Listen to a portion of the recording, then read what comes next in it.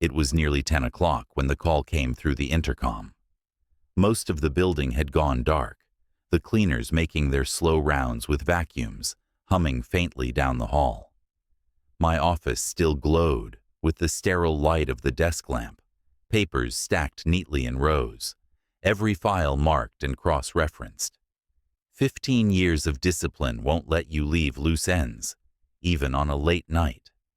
I had just closed the final binder when her voice, airy but firm, summoned me to the boardroom. The boardroom's walls were glass, so walking in felt like stepping onto a stage. She was already seated at the head of the table, Catherine Aldridge, daughter of the CEO, freshly minted as the new executive vice president. Power draped over her like an expensive coat she hadn't quite grown into. Her hair was pinned back too tight, her smile stretched just a little too wide, and before I could even sit down, she cut to the chase. "We're going in a new direction," she said, every syllable crisp, rehearsed. "Your cautious approach is holding us back. My name is Daniel Mercer. I'm 52 years old, and for the past decade and a half, I've served as general counsel for Aldridge Global, one of the largest logistics conglomerates in the country. My fingerprints are on every contract, every acquisition, every compliance measure that kept this empire from collapsing under its own weight. And in that moment, with one sentence, she reduced all of it to a liability." I didn't answer right away. I let silence breathe. I've learned more in quiet pauses than in heated arguments. Catherine shifted slightly in her chair, tapping her pen against a leather-bound notebook like she was trying to imitate the rhythm of authority. Behind her, seated 2 places down, was another figure, fresh-faced, still carrying the air of campus parties and late-night cram sessions. That was Emily Shaw, Catherine's old sorority sister. She wasn't introduced, but the pen poised in her hand told me everything. My replacement. Catherine leaned forward, folding her hands like she'd practiced it in front of a mirror. "You've done admirable work, Daniel. But your risk-averse methods don't align with our growth strategy. We need someone bold, someone who doesn't treat legal like a cage." I studied her. The flicker in her eyes when she said bold, the way she over-enunciated growth strategy as if it were a magic spell. I'd sat across from seasoned regulators who tried to bluff me with charm. I'd seen fraudsters smile as they swore under oath. That same thin varnish of confidence coated her words, and just like every one of them, it would chip away under pressure. Emily Shaw smirked, barely concealing her satisfaction. She had the look of someone who thought contracts were just signatures on paper, not grenades with pins still intact. I remembered her type from early in my career, the ones who believed law was an obstacle, not a safeguard. She would learn quickly, and the lesson would be brutal. I rose slowly, buttoning my jacket. "Understood," I said simply. No protest, no attempt to remind her that I'd kept this company from bleeding out 12 separate times. No mention of the wrongful death suit we avoided when a supplier's brakes failed, or the international fraud ring I dismantled before it touched our accounts, or the regulatory collapse that would have buried Aldridge Global under billions in fines if I hadn't rewritten the contracts myself. All of that lived in my files, my warnings, my quiet, invisible victories, and all of it had just been dismissed as weakness. I gathered my notes and slid them into my briefcase with deliberate calm. Catherine expected outrage, maybe even a plea for reconsideration. Emily expected me to storm out, slamming the door behind me. Instead, I gave them nothing. Just a small, polite smile. Because in that moment, while they congratulated themselves on cutting loose the dead weight, I was already running the numbers in my head. I knew exactly what they had set in motion, and I knew how long it would take before the cracks appeared. I walked out of the boardroom, past the glass walls that reflected their smug silhouettes.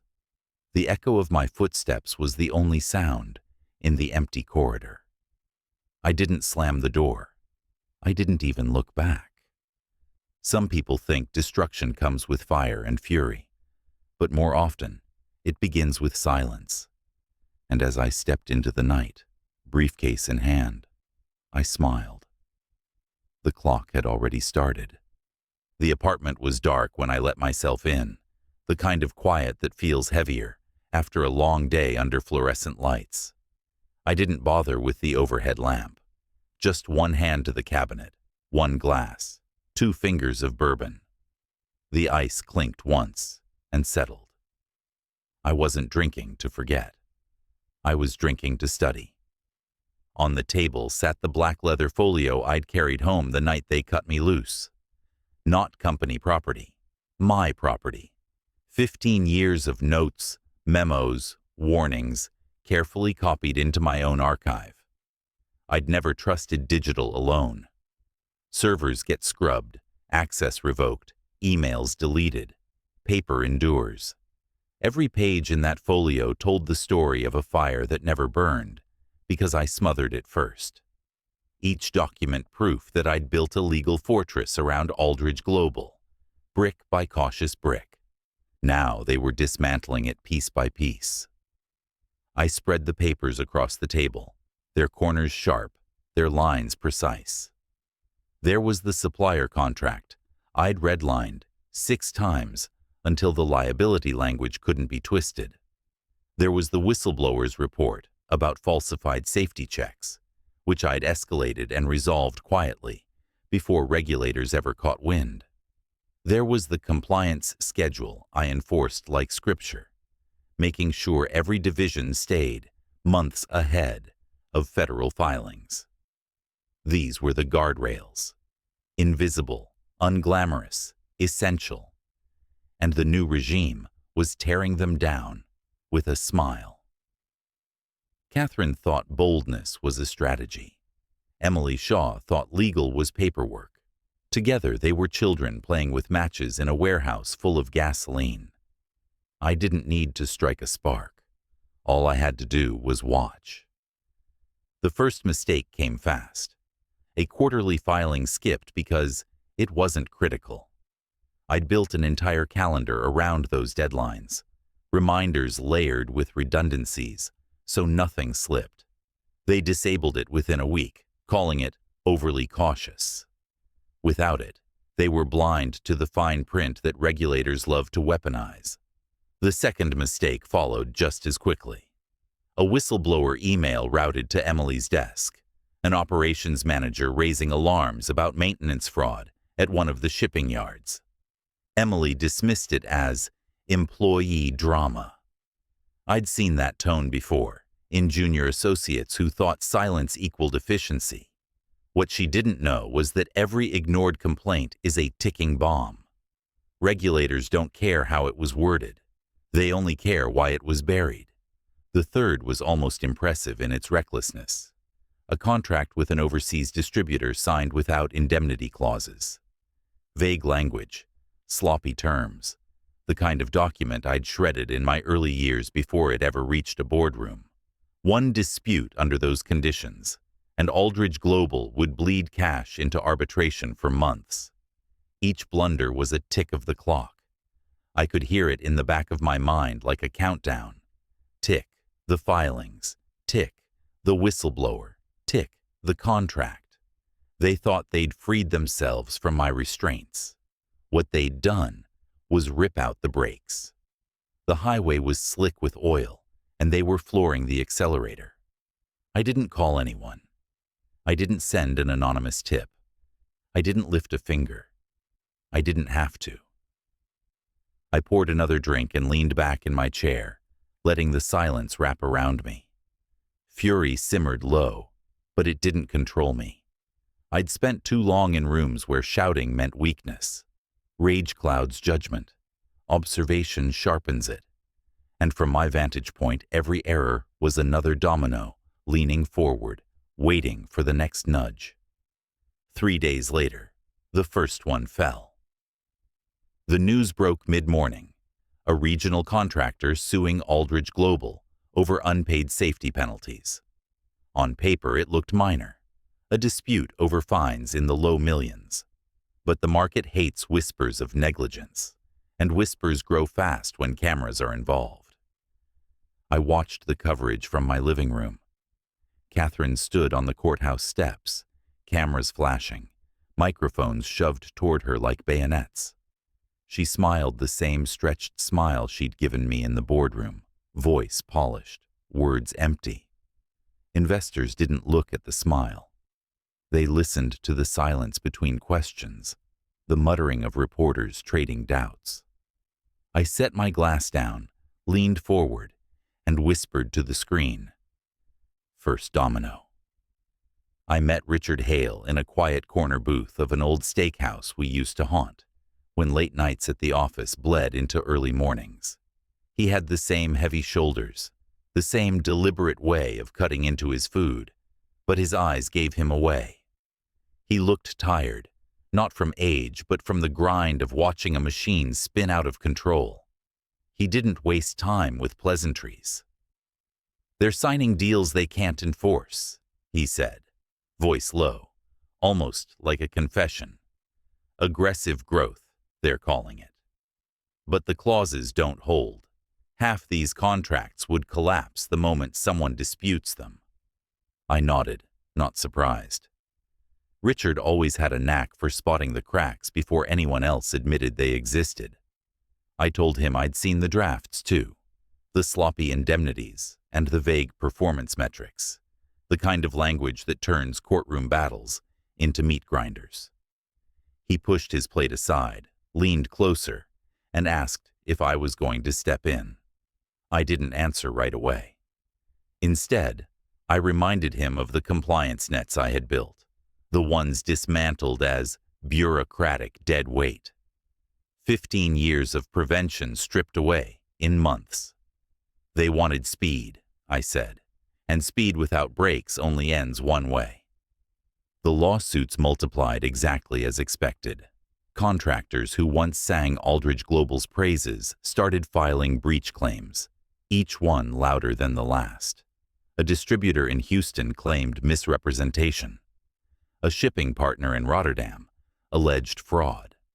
In Chicago, a group of laid-off employees filed a wrongful termination suit that read like a script pulled straight from the whistleblower memos Emily had ignored.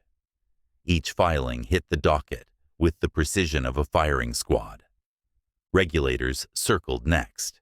It started with quiet inquiries, polite letters asking for clarification on quarterly reporting discrepancies. Then came the formal probes, sweeping requests for records, subpoenas with the government's seal pressed into thick paper. I'd dealt with those before, knew the rhythm, the dance of producing just enough to appease without exposing the vulnerable seams. But this time, the seams weren't hidden. They were on full display, fraying under the weight of negligence. Rumors of insider trading leaked through the cracks like smoke, whispers of executives moving shares ahead of announcements, cousins and in-laws suddenly trading in volumes that didn't match their salaries. Reporters dug into filings, piecing together timelines that painted the company less as a titan of logistics and more as a gambler on the verge of being caught. The newsroom chatter grew loud, investors shifting uneasily in their seats, markets watching with predatory eyes. I laid it all out in my notes the way a surgeon diagrams an autopsy. Each cut, each stitch, each organ failing, because the system itself had been poisoned. And I knew, with cold certainty, that I could have stopped it. A few calls, a set of compliance checklists reinstated, contracts rewritten with the rigor they demanded. It wouldn't have saved everything, but it would have slowed the collapse, softened the blow. Instead, I did nothing. I gave them 15 years of prevention, I told myself, staring at the stack of reports on my desk at home. They wanted chaos. So chaos is what they bought. Courtrooms filled, boardrooms emptied, news anchors recited headlines with voices sharpened by scandal. Every time I turned on the television, another panel of analysts picked apart the wreckage, their words clinical, their smiles faintly amused. They spoke about the downfall, like it was entertainment, never realizing the groundwork had been written years before, in the memos no one wanted to read. One evening, I found myself walking past Aldridge Global's headquarters. The glass tower once shimmered like a monument to permanence, but under the nightlights, it looked tired, bruised. The lobby that used to bustle with suits and interns was half empty. The security guards whispered to each other, their laughter strained, their eyes darting toward the elevators, as if waiting for something to come crashing down. I stopped at the glass doors, my reflection staring back at me against the hollowed glow of the lobby. Inside, executives moved quickly, heads down, briefcases clutched, movements frantic. They looked like ants scurrying across a nest someone had kicked apart. For a moment, I almost felt the pull to step inside, to steady the chaos, to remind them what guardrails felt like. But I didn't. I turned, left the building behind me, and let the night swallow my footsteps. The fire was already burning, and I had no reason to put it out. The market collapse didn't happen all at once. It never does.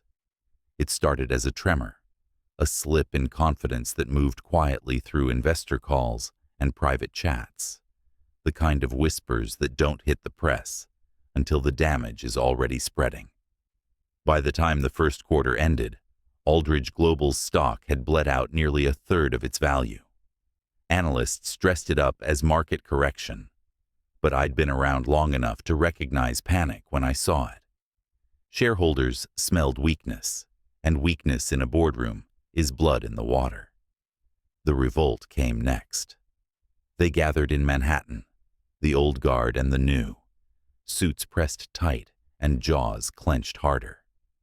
Catherine tried to hold the room with slides full of bright arrows pointing upward, projections that looked more like fantasy than math. I'd watched her once through a leaked clip, her tone confident, her words sharp, but her eyes betrayed her. They darted when the questions pressed too close, when someone asked about regulatory probes or mounting lawsuits. A real leader steadies the storm. She was drowning in it. Outside her mansion, the press waited like vultures. Vans lined the street, camera lights bathing the front gates in artificial daylight. Every time her car pulled into the driveway, microphones thrust forward, questions barked like commands. What about the SEC investigation? Do you deny the fraud allegations? She smiled the same strained smile she'd worn the night she fired me. But smiles don't silence headlines. They only sharpen the contrast when things fall apart. Then came Emily Shaw's mistake, a settlement with a contractor, small enough to seem routine, large enough to matter if handled wrong. She signed without reading carefully, blinded by the need to make a problem disappear. One clause, one line buried in the legalese, admitted liability. Not alleged, admitted. That single word detonated everything. The moment the document hit the court record, partners lined up like wolves. Every claim suddenly had teeth. Every pending lawsuit gained weight. Judges don't care about excuses once liability is on paper, and attorneys know exactly how to wield it. Arbitration turned into litigation. Complaints turned into indictments. I read the filings the way a soldier reads a battlefield map, each arrow pointing toward the inevitable kill box. It was painful to watch, but mesmerizing in its precision. Years of defense work unraveled by one signature, the kind of error that would have gotten a junior associate fired in their first week. The house of cards didn't topple gracefully. It collapsed like steel under fire, shards flying in every direction, cutting everyone who had stood too close. Reporters worked overtime, their voices hoarse from shouting updates on courthouse steps. Anchors framed the story with relish, panels of experts dissecting the downfall with grins they tried to hide. Investors pulled out in waves, each one accelerating the next, the stock chart diving like a stone. And through it all, I remained still, silent. I could have stopped it. That's the part most people wouldn't understand. I knew exactly how to minimize the damage, how to renegotiate filings, how to word statements that could calm regulators without opening new wounds. 15 years of experience had built those instincts into me, like reflexes. But I didn't move. I didn't call. I didn't write. I was the ghost in the room, watching the walls close in. The same walls I had built, brick by cautious brick, now caving inward because they thought restraint was weakness. They wanted chaos. Chaos was what they had purchased. Late one night, I sat in front of my laptop, the glow painting the room in cold light. The headline stretched across the screen in letters that looked like a verdict. CEO's daughter. Under investigation for negligence. Boardroom coup imminent. I closed the laptop softly, the click echoing louder than it should have in the empty room. Tomorrow, I whispered. The collapse didn't come as a whisper this time. It came as a roar. Sirens outside the Aldridge Global headquarters, cameras swarming the plaza, agents pushing through glass doors that had once gleamed with untouchable power. Catherine Aldridge was marched out of her office in a navy suit 2 sizes too stiff, wrists bound, face pale beneath the spray of flashbulbs. Reporters shouted her name, microphones pressed forward like bayonets. She didn't smile this time. She didn't even look at them. The arrogance that once draped her shoulders had evaporated, leaving nothing but the hollow stare of someone who had finally learned she wasn't immune. Emily Shaw's fall arrived in tandem, a letter from the Bar Association announcing her disbarment in language colder than any courtroom verdict.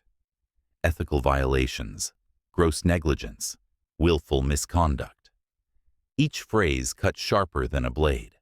Her name would never appear on a contract again, not as counsel, not as witness, not even as a paralegal. She had been erased from the profession with one vote. Her reputation, what little had ever existed, burned down to ash.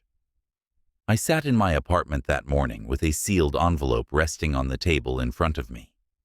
Inside was the dossier I had built quietly over the years, the one file I had never turned over to the board, never entered into corporate archives. It contained everything they had chosen to ignore. The early warnings about foreign bribery, the red flags in supplier audits, the suppressed whistleblower complaints. Not sabotage, not fabrication, just the truth, stripped of excuses, lined up like bullets in a chamber. For 15 years, I had kept it sealed, waiting for the moment when silence would no longer suffice. That moment had arrived. I delivered it to federal prosecutors without ceremony, walking into the marble building with a folder under my arm. No disguise, no theatrics, no hesitation. The agent who took it barely glanced at me before sliding it into an evidence box. To him, it was just another document among thousands. To me, it was the final nail. The chain reaction it set off would end whatever scraps of stability Aldridge Global still clung to. The hearings came quickly after. Executives called to testify, voices cracking under oath, lawyers fumbling through objections that collapsed before the judge finished shaking his head. The CEO himself, once a man who strutted through boardrooms like a king, sat red-faced before a panel of senators, sweat staining his collar as he stammered through questions he couldn't deflect. His resignation came hours later, a single-page statement drafted by a crisis team that had long since given up. The company didn't survive the week. Creditors demanded repayment. Partners terminated contracts. Competitors circled like sharks, carving up the pieces, stripping assets for pennies on the dollar. The empire that once spanned continents was reduced to a yard sale of broken subsidiaries and tainted contracts. 15 years of my work had built its defenses. 15 months of their arrogance had reduced it to rubble. I walked past the courthouse steps on the day Catherine was arraigned, the air thick with the frenzy of reporters screaming questions into the chaos. My name was on none of their lips, my face unrecognized among the crowd. I paused just long enough to watch her shuffle forward in handcuffs, head bowed, the weight of disgrace heavier than the metal around her wrists. Then I kept moving. I didn't answer. I didn't need to. Betrayal wears 1,000 faces, corporate, personal, political. I gave them safety. They called it weakness. I gave them silence. They called it cowardice. So I gave them chaos. And chaos doesn't forgive, because the truth is simple. Betrayal always feeds on arrogance, and revenge always arrives disguised as silence.